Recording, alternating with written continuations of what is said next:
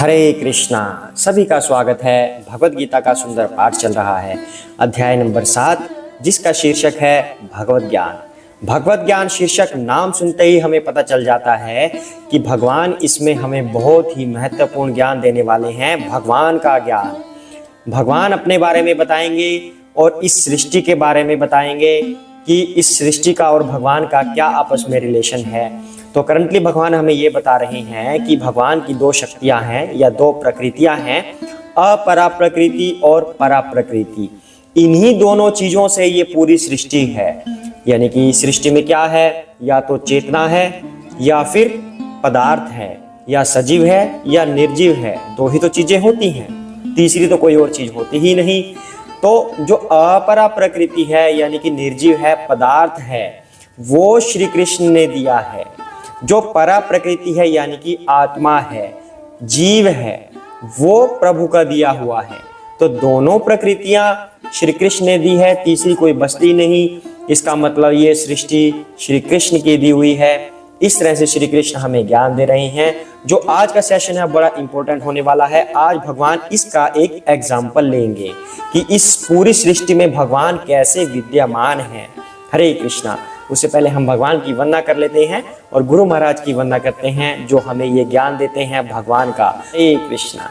ओम अज्ञानतिमिरान्धस्य ज्ञानाञ्जनशलाकया चक्षुरुन्मीलितं येन तस्मै श्री गुरुवे नमः। श्री कृष्ण चैतन्य प्रभु नित्यानंद श्री अद्वैत गदाधर श्रीवासादि गौर भक्त वृंदा। हरे कृष्णा कृष्णा कृष्णा हरे हरे, हरे राम राम राम हरे हरे। हरे कृष्णा। आइए पाठ को आगे बढ़ाते हैं। अब आज श्री कृष्ण कौन सा इंपॉर्टेंट ज्ञान हमें देने वाले हैं, आइए पढ़ते हैं। रसाहम अप्सु कौन्तेय प्रभास्मि शशि सूर्ययोः प्रणवाः सर्ववेदेषु शब्दखे पौरुषं ऋषु। हरे कृष्णा। हे कुंती पुत्र, मैं जल का स्वाद हूँ, सूर्य तथा चंद्रमा का प्रकाश हूँ, वैदिक मंत्रों में ओंकार हूँ, आकाश में ध्वनि हूँ तथा मनुष्यों में सामर्थ्य हूँ। हरे कृष्णा। ये श्लोक देखने में जितना सरल लग रहा है, इसका मीनिंग उतना ही गूढ़ है, रहस्यमयी है। भगवान यहाँ पर सबसे पहले क्या कह रहे हैं, मैं जल का स्वाद हूं। अब क्या कोई जल का स्वाद होता है? आप सोच कर देखिए। तो फिर भगवान ने ऐसा क्यों कहा? जल हम पीते हैं, खट्टा मीठा नमकीन, कुछ है स्वाद? No taste. हमने बचपन में अपनी बुक्स में भी पढ़ा है, जल का कोई स्वाद नहीं होता। पर भगवान यहाँ पर कह रहे हैं मैं जल का स्वाद हूं। इसका मीनिंग क्या हुआ? जब व्यक्ति कोई प्यासा होता है, बहुत प्यास लगी है उसे, तब वह जल की तलाश में होता है कि मुझे जल मिल जाए। जब उसको जल मिल जाता है, उस समय जो वो अनुभव करता है, उस स्वाद की बात भगवान कर रहे हैं कि मैं वो स्वाद हूं। जब प्यासे को जल मिलता है, उसकी इंद्रियां तृप्त होती हैं, उसकी जीवा तृप्त होती है, उसका कलेजा तृप्त होता है कि जल जाने के बाद अंदर वो स्वाद भगवान है। अर्थात उस जो वो स्वाद उसको आ रहा है, वो भगवान की उपस्थिति की वजह से आ रहा है। आगे भगवान क्या कह रहे हैं, सूर्य तथा चंद्रमा का प्रकाश हूं। हरे कृष्णा। सूर्य का प्रकाश। अब सूर्य, हमने क्या पढ़ा है सूर्य के बारे में कि सूर्य स्वयं के प्रकाश से प्रकाशमान है। सूर्य ही सबको प्रकाश देता है। हमने साइंस की बुक्स में ऐसा पढ़ा है बचपन में। तो भगवान यहाँ पर पुष्टि कर रहे हैं कि सूर्य और चंद्रमा का प्रकाश मैं ही हूं, यानी कि श्री कृष्ण ही सूर्य को प्रकाश देते हैं। हमने और क्या पढ़ा हुआ है इसके बारे में? कोई न्यूक्लियर फ्यूजन हुआ था, तब सूर्य के अंदर प्रकाश आया। लेकिन ये फ्यूजन किसने करवाया? आपने करवाया या मैंने करवाया? या इसमें इतना सामर्थ्य है जिसने सूर्य का न्यूक्लियर फ्यूजन करवाया? कोई है ऐसा? नो। यहाँ पर सूर्य कौन है? सूर्य देव जो विद्यमान है वो भगवान का ही एक विस्तृत रूप है। जैसे भगवान से प्रकाश निकलता रहता है, उसी प्रकाश से सूर्य देव भी प्रकाशमान है जो हमें प्रकाश दे रहे हैं। चंद्रमा के पास प्रकाश कहाँ से आया? चंद्रमा के पास प्रकाश सूर्य देव से आया, तो वो भी सूर्य देव से प्रकाश चंद्रमा को मिलता है और सूर्य देव को श्री कृष्ण से मिलता है। तो कृष्ण यहाँ पर इस बात की पुष्टि कर रहे हैं, इसलिए अज्ञानता में मत रहिएगा कि सूर्य देव को न्यूक्लियर फ्यूजन हुआ था तो इसलिए प्रकाश आ रहा है। वो सब का रीजन भगवान होते हैं, भगवान से ही वो प्रकाश निकल रहा है, भगवान के दिव्य रूप से वो प्रकाश निकल रहा है, जिससे सूर्य प्रकाशमान है, चंद्रमा प्रकाशमान है। वही भगवान कहते हैं सूर्य और चंद्रमा का प्रकाश मैं ही हूं। आगे भगवान कह रहे हैं वैदिक मंत्रों में ओंकार हूं। अब ओंकार मतलब ओम। हम कैसे मंत्र का उच्चारण करते हैं? ओम,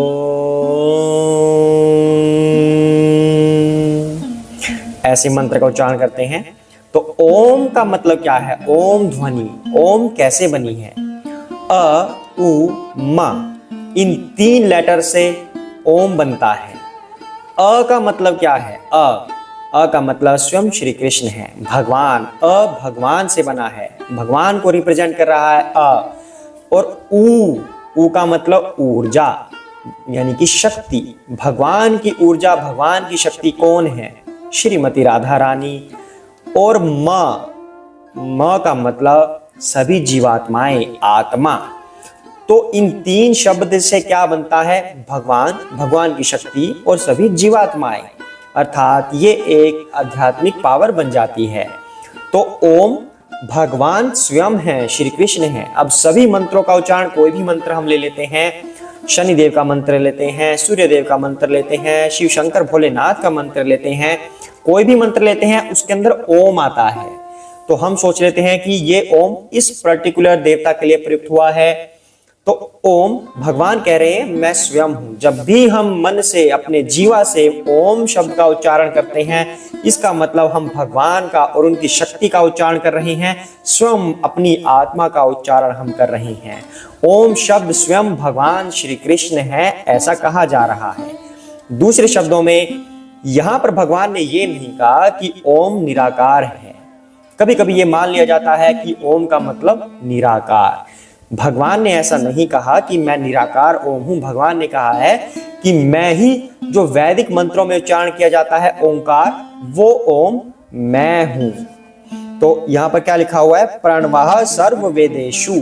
प्रणवः मैं ओम हूं। प्रणवः मतलब ओम, मैं ही हूं। सभी जो वेदों में उच्चारण किया जाता है, वेदों में जिसका उच्चारण किया जाता है वो मैं ही हूं। तो ओम भी भगवान है। आकाश में ध्वनि हूं।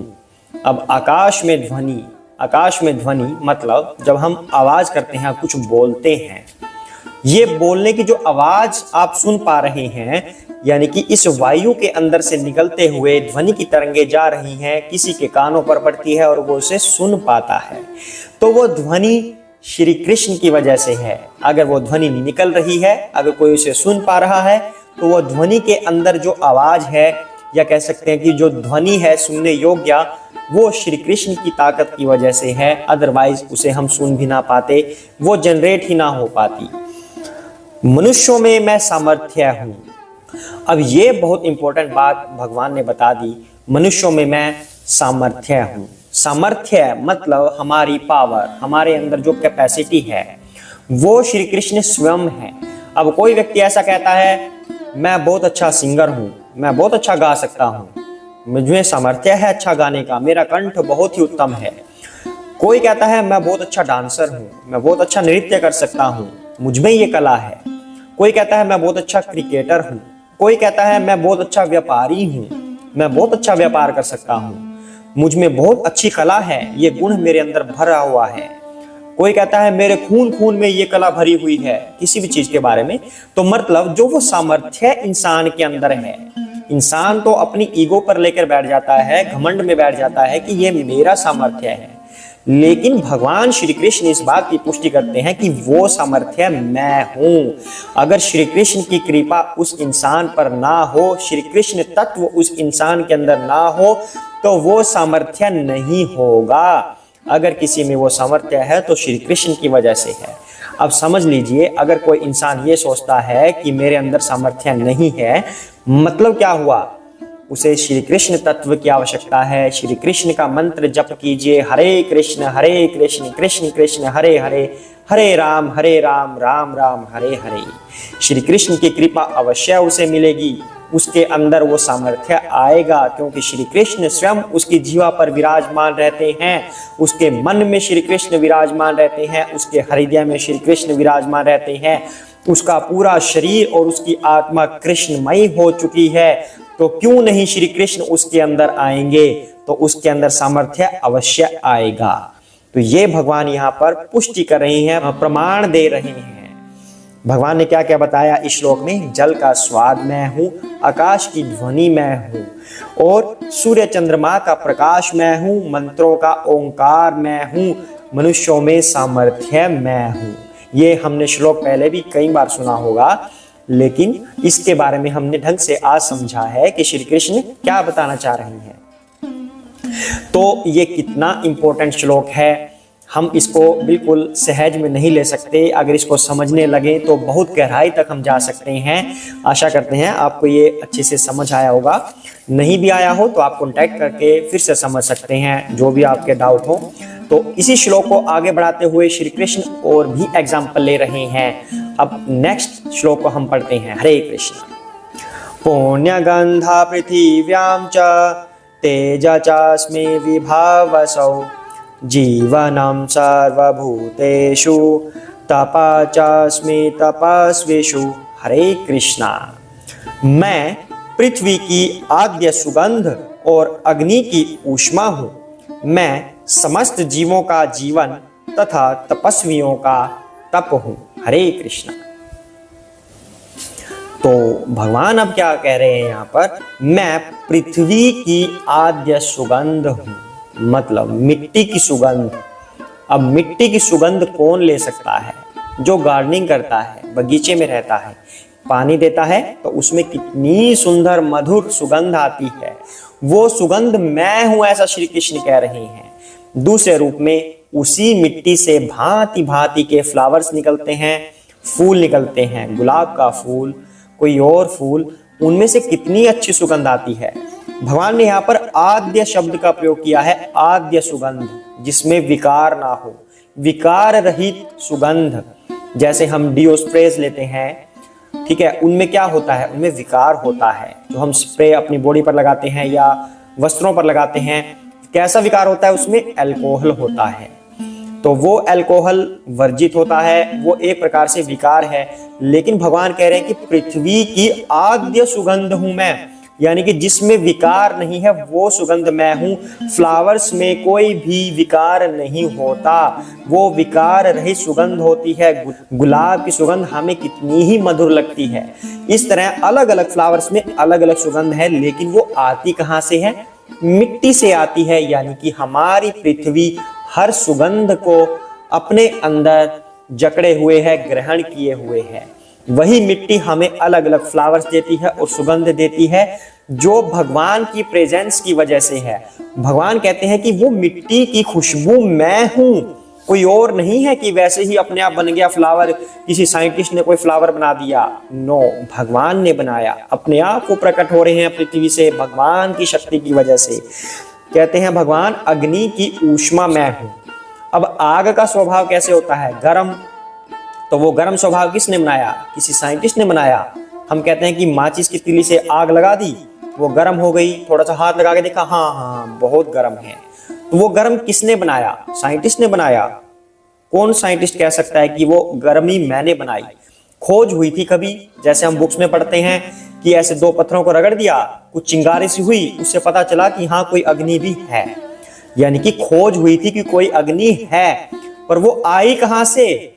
वो भगवान से आई है। इसका पता किसी को नहीं चला आज तक, किसी साइंटिस्ट को ये पता नहीं चला कि अग्नि आई कहां से।